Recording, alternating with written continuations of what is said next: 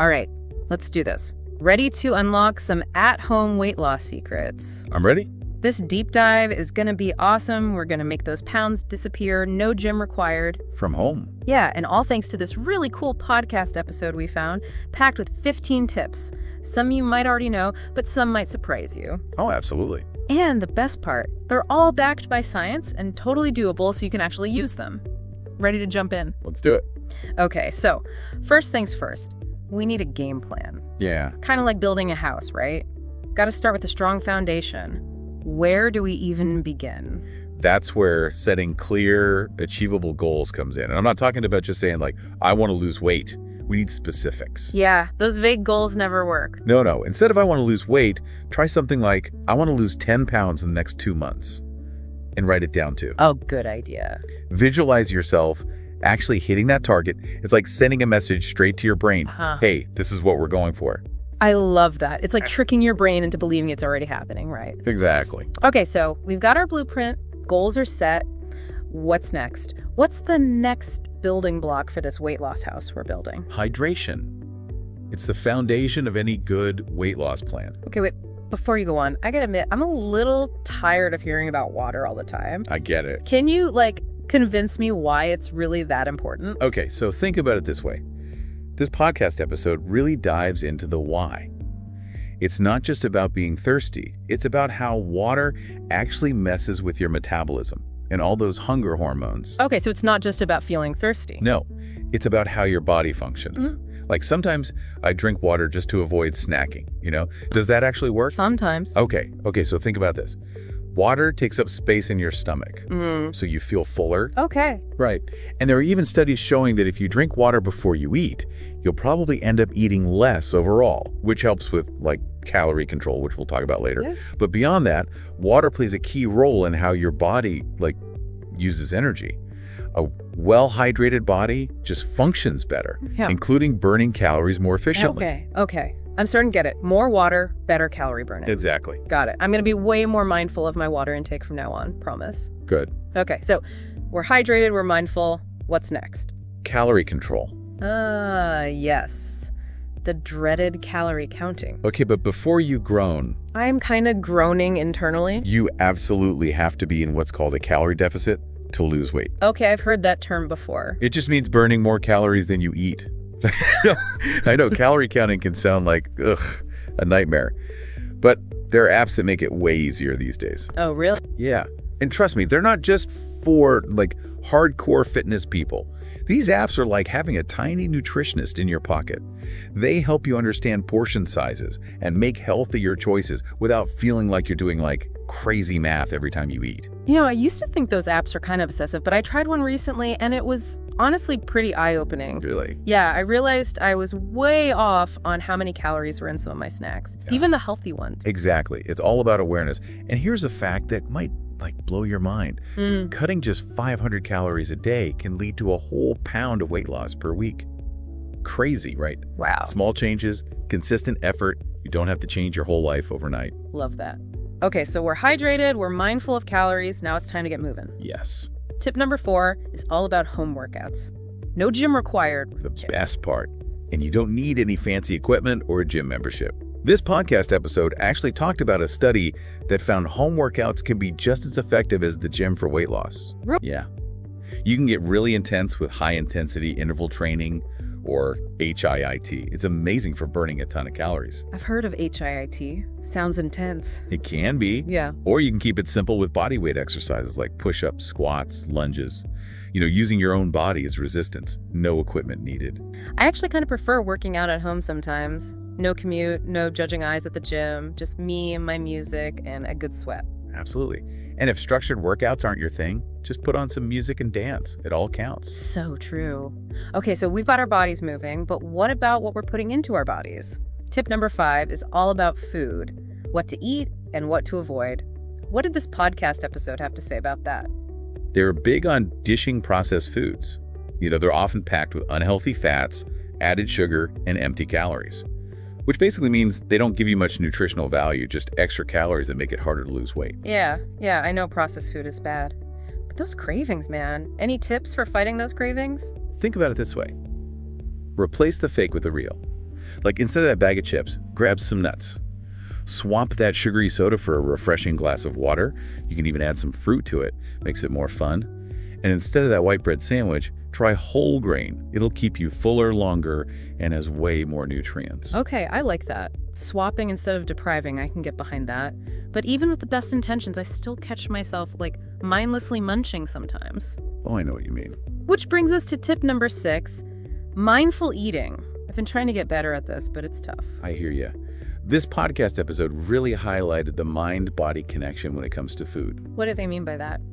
Mindful eating means being present with your food, savoring each bite, chewing slowly, paying attention to your body's signals, like when you're actually full.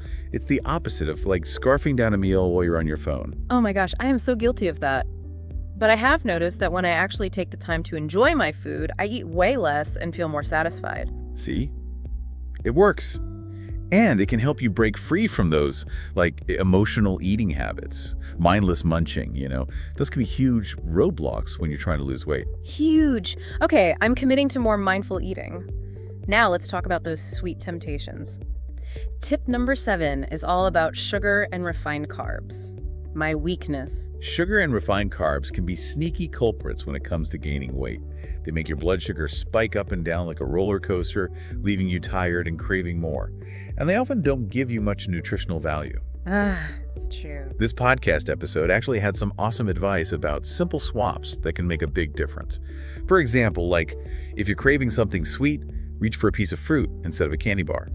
Or instead of that sugary cereal, try a bowl of oatmeal with berries and nuts. Okay, small changes, big impact. I'm getting it. Now, confession time. I'm a busy person, always on the go. So tip number 8, meal prepping. It sounds like something I desperately need in my life. I think a lot of people can relate to that. But does it really make that much of a difference? Is it worth the effort? This episode called Meal Prep, a secret weapon. A weapon against unhealthy takeout. And those last-minute bad-for-you choices we all make when we're tired and starving. That's me, every night. Imagine opening your fridge and seeing a bunch of healthy, delicious meals and snacks ready to go. It's like having your own personal chef, but way cheaper. Okay, I am sold. Meal prepping, here I come. And it's not just about eating healthy. It's about saving time and mental energy too. You're not stressing about what to eat every day. It's all planned out. I am so on board with this. No more last-minute takeout for me. I love it. Now, get ready. This next tip might surprise you. Oh, I'm intrigued. Lay it on me. Tip number 9 is all about sleep. Sleep. Wait, what does sleep have to do with weight loss? More than you think. This podcast episode explained the connection between not getting enough sleep and gaining weight. When you're sleep deprived, those hunger hormones go crazy, making you crave more food and eat more than you normally would.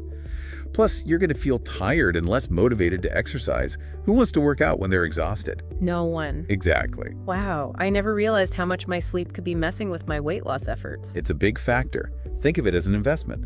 Aim for 7 to 8 hours of good sleep every night. And you'll see a difference, not just in your weight, but also your mood, how much energy you have.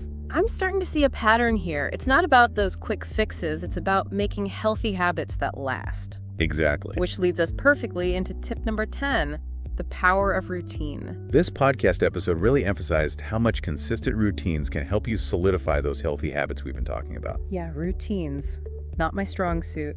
It's about adding some structure to your life, making it easier to stick to your weight loss plan. When you have a routine, those healthy choices become more automatic. You're less likely to skip a workout or grab that unhealthy snack if it's already built into your day. That's so smart. It's like setting yourself up for success before the day even starts. Exactly. Simple things like waking up at the same time each day, planning your workouts, and of course that awesome meal prepping we talked about can make a huge difference. I'm feeling so motivated to get organized. Routines, here I come. Speaking of structure, let's talk about a structured approach to eating that's become super popular. Intermittent fasting. It's number 11 on our list. Oh yeah, intermittent fasting. Okay, full disclosure, I've heard a lot about it, but honestly, I'm kind of intimidated. Don't be. It's not as scary as it sounds. The podcast episode explained it really well. They focused on the 168 method, which is probably the most popular one. 168, refresh my memory. Basically, you fast for 16 hours and have an 8-hour window for eating. So let's say you finish dinner at 8 p.m. You wouldn't eat again until noon the next day. That actually sounds doable. But is it healthy? Is it safe? For most people, yeah. Wow. It's not about restricting what you eat, but when you eat.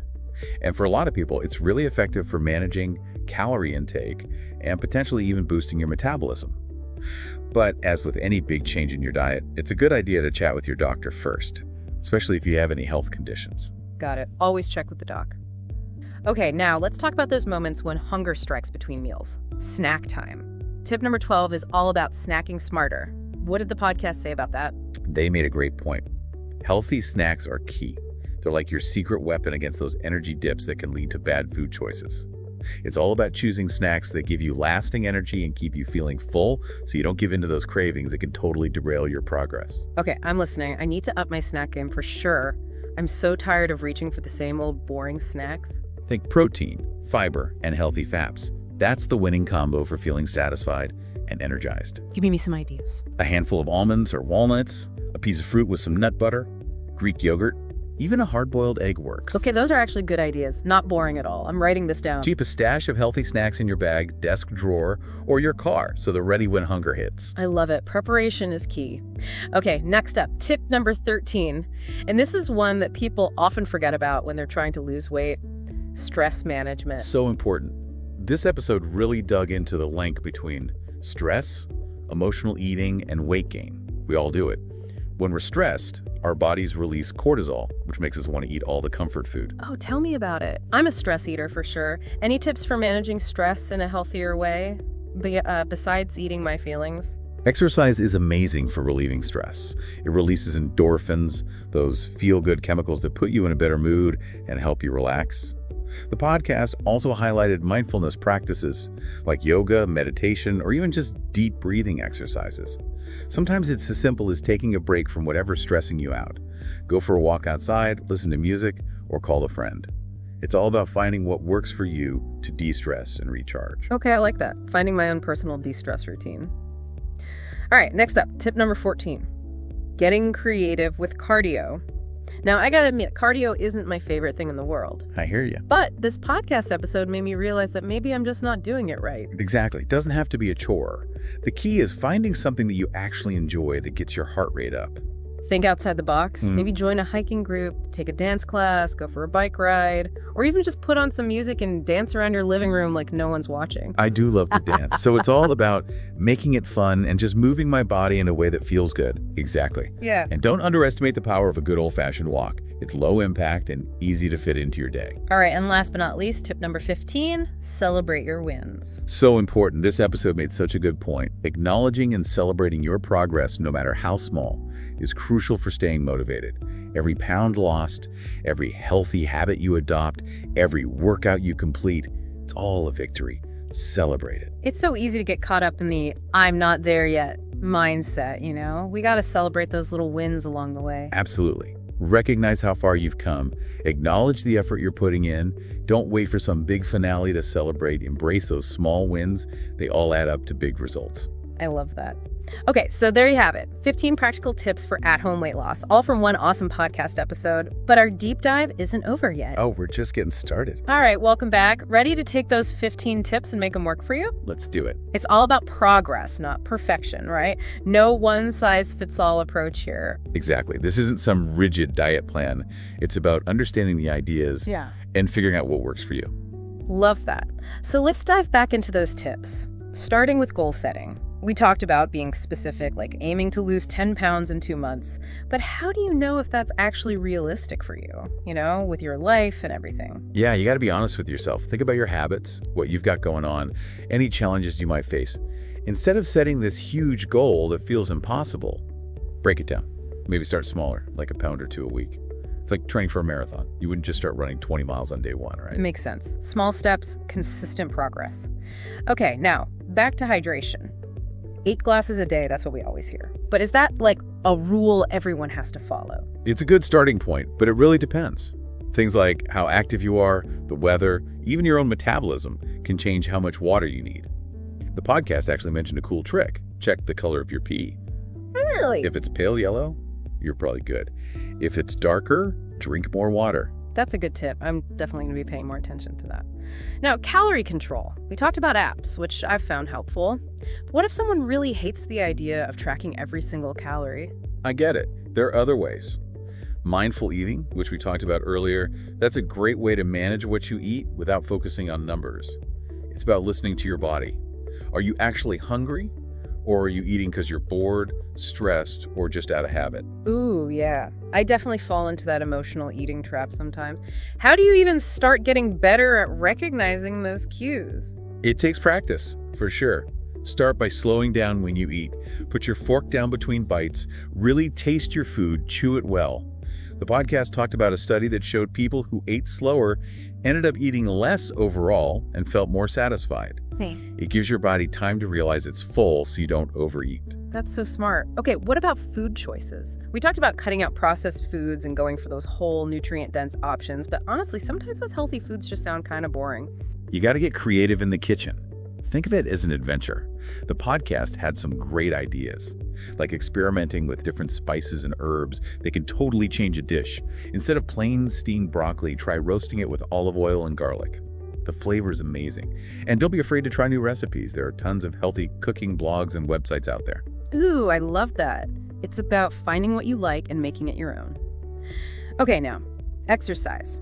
We talked about home workouts, HIIT, body weight exercises, even just dancing around the house. But what if you're just not feeling motivated to get moving? Motivation can be tough. The podcast said something really interesting. Think about stuff you loved to do as a kid. Did you love riding your bike, swimming, dancing? Maybe there's a way to bring those activities back into your life now. It shouldn't feel like a chore. It should be something you look forward to. I love that, tapping into that inner child. And I guess it doesn't have to be super intense either, right? Just moving your body in some way, even for a little bit, is better than nothing. Definitely. Even a short walk can make you feel better, give you more energy. And over time, it'll help you reach your weight loss goals. Okay, so we've talked about moving our bodies. Now let's talk about rest, sleep. We talked about how crucial it is for losing weight, but how do you actually make sure you're getting enough quality sleep? Routine, routine, routine. The podcast really emphasized that. You got to train your body to know when it's bedtime. Try going to bed and waking up around the same time each day, even on the weekends. Make your bedroom like a sleep sanctuary. Dark, quiet, cool. And no screens for at least an hour before bed. That blue light from your phone messes with your sleep. If you're still struggling, try adding some relaxing stuff to your evening routine, like a warm bath, reading a book, or listening to calming music. I am so bad about scrolling on my phone right before bed. Time to break that habit. Okay, let's talk about intermittent fasting again. We talked about the 168 method, but are there other types? There are a few. The podcast mentioned alternate day fasting. You basically switch between eating normally one day and restricting calories the next. There's also time-restricted feeding, which is similar to 168, but you pick the eating window that works best for you. The key is finding something you can actually stick with. And of course, talk to your doctor before making any big changes to your diet. Got it. It's all about finding what works for you and your body. All right, snacking. We talked about choosing healthy options, but how do you resist those tempting, unhealthy snacks that are literally everywhere? Planning. The podcast was big on that. If you have healthy snacks ready to go, you're way less likely to reach for those not-so-healthy choices when you're hungry. Keep a stash of nuts, seeds, fruit, or yogurt in your bag, at your desk, in your car. And remember, it's not about depriving yourself. If you want something sweet, have a little dark chocolate or a few dates instead of a whole bag of chips. It's about making mindful choices. I love that, being prepared and making those healthy choices easier. Now, stress management. We talked about how stress can make us overeat. But how do you handle stress in a healthy way when it feels like life is constantly throwing curveballs? You got to find those coping mechanisms that work for you. The podcast had a really cool idea. Create a stress toolkit. Think of it like a toolbox filled with things that help you chill out. Maybe it's exercise, meditation, being out in nature, listening to music, journaling, or hanging out with friends. When you feel that stress coming on, pull out your toolkit and pick something that'll help you deal with it in a healthy way. I love that. Building my own stress-busting toolkit. Right. It's about having the power to manage your stress. Okay, let's go back to getting creative with cardio. We talked about finding activities you enjoy, but are there any other ways to make those cardio sessions more fun and engaging? Music. The podcast mentioned that. Make a playlist that gets you pumped up and ready to move. Maybe find a workout buddy.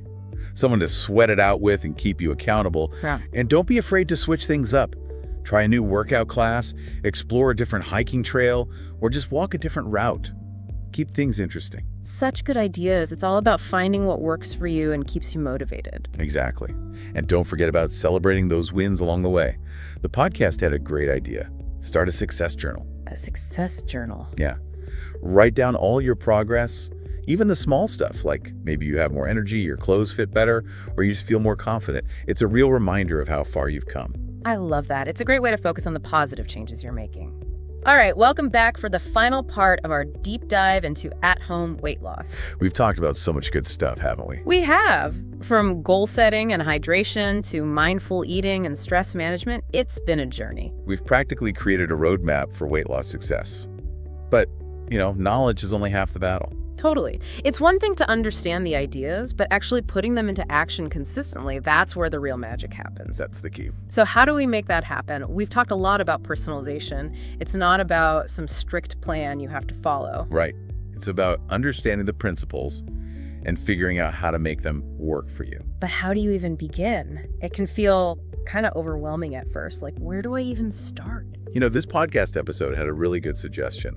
Start by figuring out what your biggest obstacles are. What are the things that usually trip you up when you're trying to lose weight?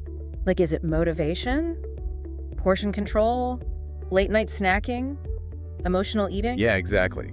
Once you know what your challenges are, you can come up with strategies to overcome them. So if motivation's a problem, maybe finding a workout buddy would help. Or what about setting up a reward system for yourself? Something that's not food, of course. Oh, I like that. Like maybe you buy yourself new workout clothes or book a massage when you hit a certain goal. Yeah, that's a great idea. It's about finding what motivates you and building it into your plan. And if portion control is tough, we've talked about those mindful eating techniques. Slow down, savor every bite. Really tune in to those signals your body's sending you about feeling full. It's amazing how much of a difference those small things can make. They really can. Okay, before we wrap up, I want to talk about something that doesn't always get enough attention when we talk about weight loss. The emotional side of things. Oh, that's so important. Weight loss is not just about physical changes, Right. It's also about addressing the emotional and psychological stuff that might be leading to those unhealthy habits in the first place. Totally. It could be stress, anxiety, boredom, even past experiences with food can play a role. If you're dealing with things like emotional eating or other deeper issues, don't be afraid to reach out for help. Yeah, a therapist or counselor can give you tools to create a healthier relationship with food. It's okay to ask for help. And remember, you're not alone in this. Never. And don't underestimate the power of a good support system. So true. Surround yourself with people who lift you up and cheer you on. It makes a world of difference. It really does. Well, here we are. Our deep dive into at-home weight loss has come to an end. It's been a fun one. We've explored so much great info from that awesome podcast episode. We've talked about practical tips, debunked some myths, and hopefully inspired you to take control of your health and well-being. I hope so. And remember, it's a journey, not a race. There will be ups and downs, but if you have got the right mindset, the right tools, and a good dose of self-compassion, you can achieve anything. Couldn't have said it better myself. As we wrap up this deep dive, I want to leave you with a question. What's one small thing you can do today to get a little closer to your weight loss goals? Maybe it's drinking a glass of water before your next meal or going for a quick walk. Every step, no matter how tiny, takes you in the right direction. Keep learning, keep exploring, keep diving deep. We'll be here to cheer you on every step of the way. Until next time, happy weight loss journey.